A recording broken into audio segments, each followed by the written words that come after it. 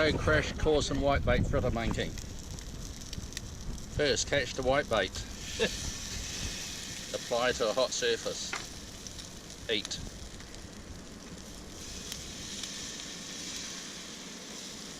Famous bait lady breakfasts.